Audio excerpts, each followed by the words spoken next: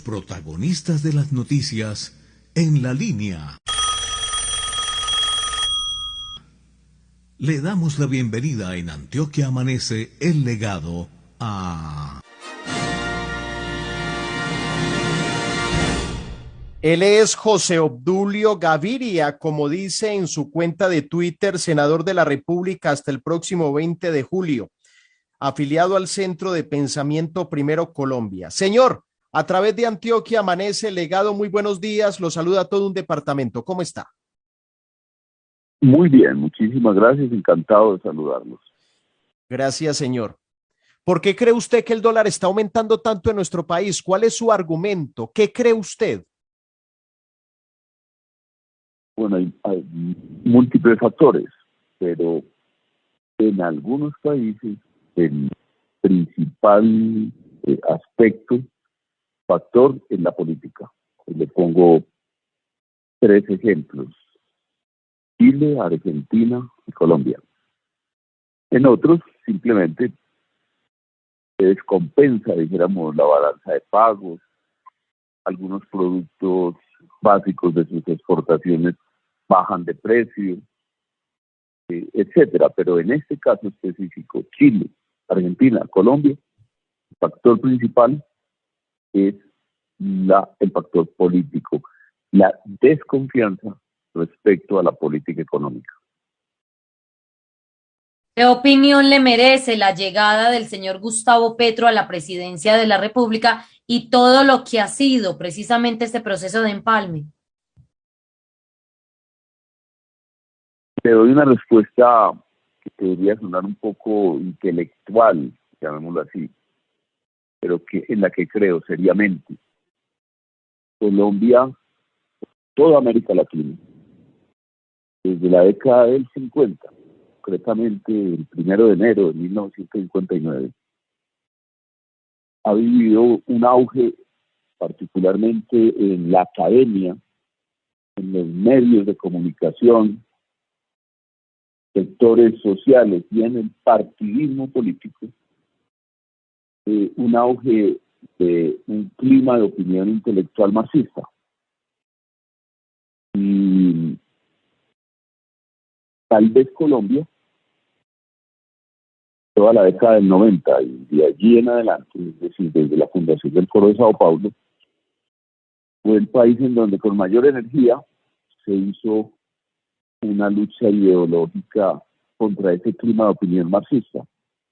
No obstante, hoy, en las elecciones de junio de 2022, concretó políticamente el triunfo de ese auge, una corriente como la que les describo, y creo que va a haber un gobierno de amplio espectro marxista. En el pacto histórico hay 7 partidos marxistas y hay 2 partidos aliados que no son miembros del pacto histórico por razones tácticas. Uno de ellos, las FARC, ahora llamada Comunes, y el Partido Socialista de los Trabajadores, que tiene un representante en el actual Senado, es colega mío, un miembro, un dirigente de ese partido, de manera que son 9 partidos marxistas y organizaciones marxistas. Ese va a ser el signo de este gobierno.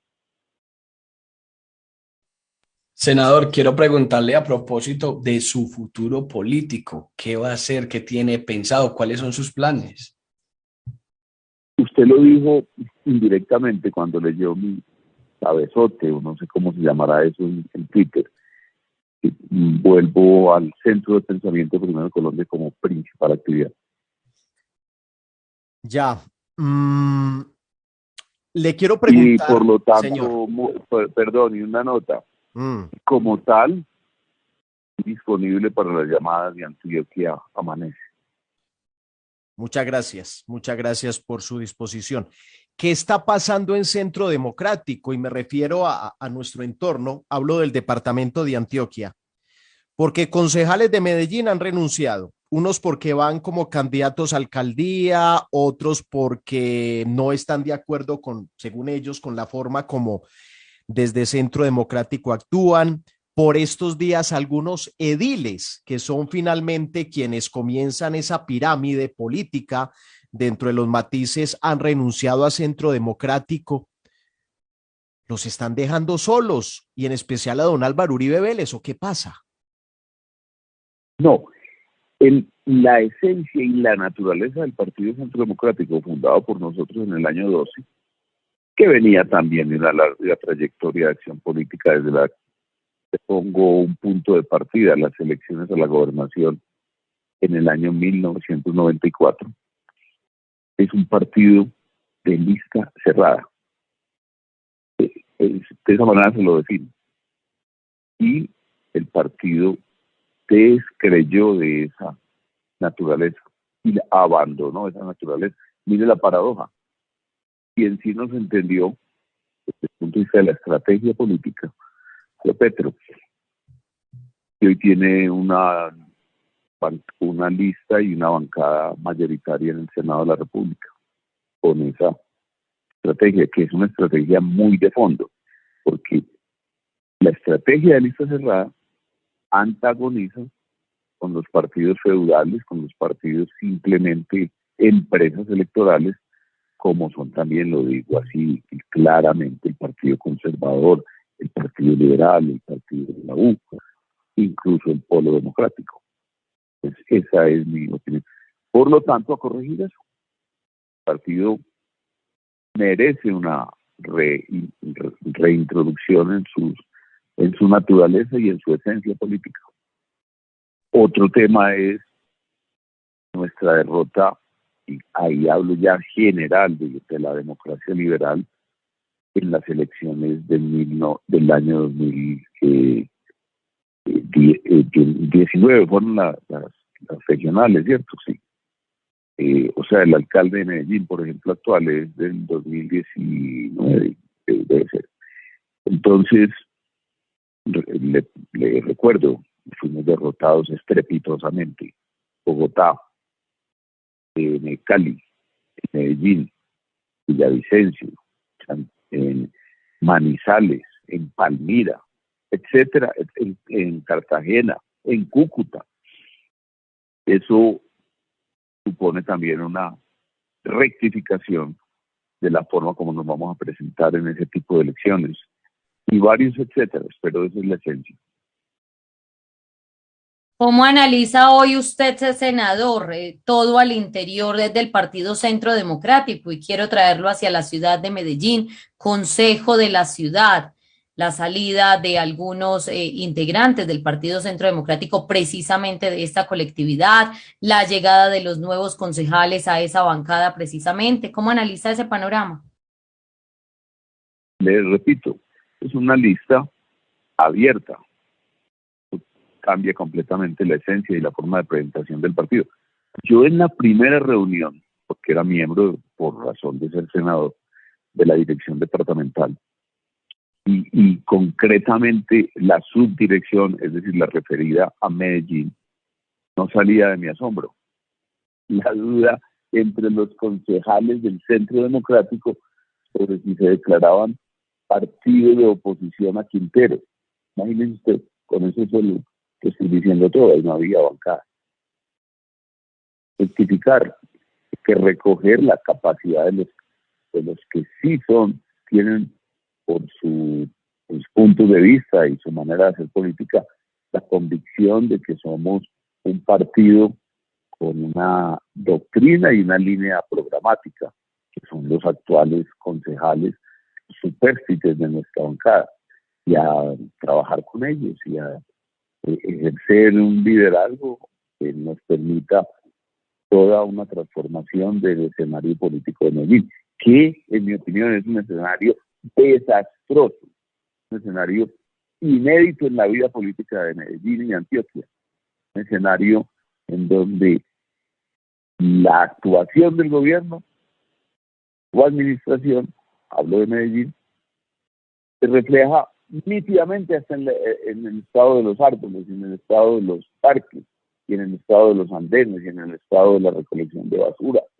y en el estado también mental y sobre todo moral de las organizaciones sociales. Todo eso hay que rectificarlo, hay que volver a lo que ha sido la política en Medellín, que ha sido una política respetable. Hoy no lo es.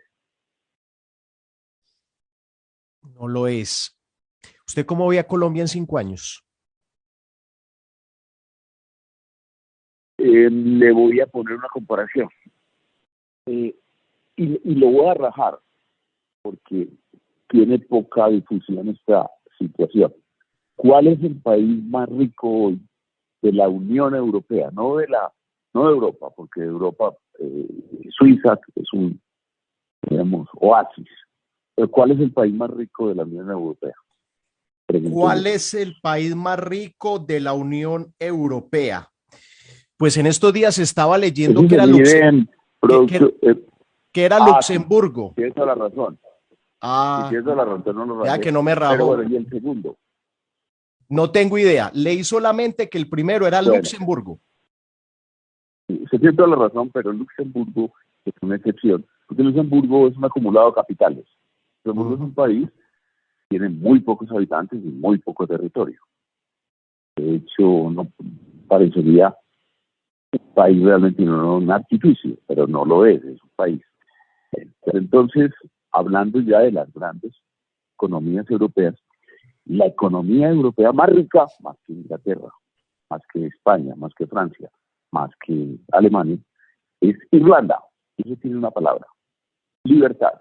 Y un complemento a la palabra libertad, libertad económica. Ellos decidieron rectificar de un país pobre hace pocas décadas, pasaron a ser una potencia que tiene un per cápita, un ingreso per cápita cercano a los $70,000 per cápita. Entonces, ayer, el señor director de la DIAN le hace una entrevista muy interesante en el periódico El Tiempo. Nos anunció que Colombia no va a ser un país de libertad económica, va a ser un país de cárcel para los ciudadanos por diferencias con el Estado en el tema tributario. Nos prometió ampliación exagerada de las tarifas tributarias. Nos prometió acabar con todas las exenciones que hoy tienen, por ejemplo, bollantes, algunas industrias. Le voy a poner unas que usted los ve en Medellín, tal vez después de Bogotá, la ciudad que más aprovechó esas exenciones. Las exenciones para la construcción y mantenimiento y manejo de la hotelería de alto nivel y de mediano nivel. Entonces, ¿cómo veo yo a Colombia si esa política se pone en práctica? La veo triste, la veo quebrada. Le voy a poner otro caso. Hay un ranking de las 10 unidades hospitalarias más importantes de América Latina, desde México arriba hasta la Patagonia abajo. Las 10 entidades hospitalarias más importantes de América Latina. Pues váyase para atrás. No es una googlearé ahí mientras yo voy hablando. 5 son colombianas, y no todas concentradas en Bogotá. Hay una en Medellín, hay una en Cali, hay 2 en Bogotá y una creo que en Bucaramanga. Todo eso tiene una respuesta. La inversión privada en el sector salud, por obra y gracia de una legislación de libertad, la ley 7.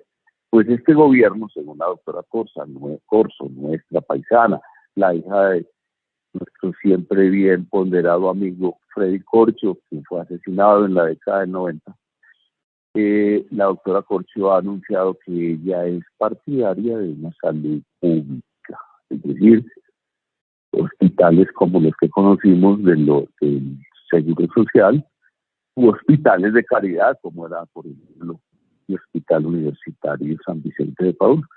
Entonces, ¿cómo veo a Colombia en el tema de salud a 4 años? La veo triste también. Ni siquiera hablamos de educación. En educación, la demagogia va a imperar. Vamos a tener universidades gratuitas, vamos a tener un énfasis en la universidad pública, que no es mala en Colombia, no estoy hablando más de la universidad pública. En los rankings de las universidades de Colombia, 3 universidades públicas están siempre comandando la lista: la Universidad Nacional, la Antioquia y la Universidad del Valle. pero también tienen una competencia maravillosa de universidad privada.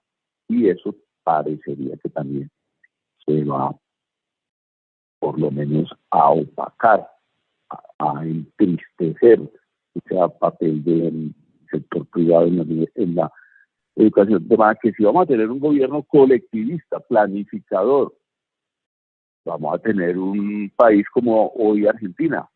Estoy siguiendo día a día la política argentina. Y creo que la más desastrosa de todas, ya exceptuadas los dos desastres institucionales y ya absolutamente consolidados, que son Cuba, Venezuela. Pero esos son dos casos que ya ni no los introducimos en el análisis coyuntural, pero lo que es la política argentina y Sí. para dónde va la política chilena nos muestra para dónde vamos nosotros. Señor José Obdulio, muchas gracias por estar en Antioquia Amanece el Legado. Lo seguiremos consultando y pa'lante, como arrieros y antioqueños que somos. Muchas gracias. A ustedes, felicidades.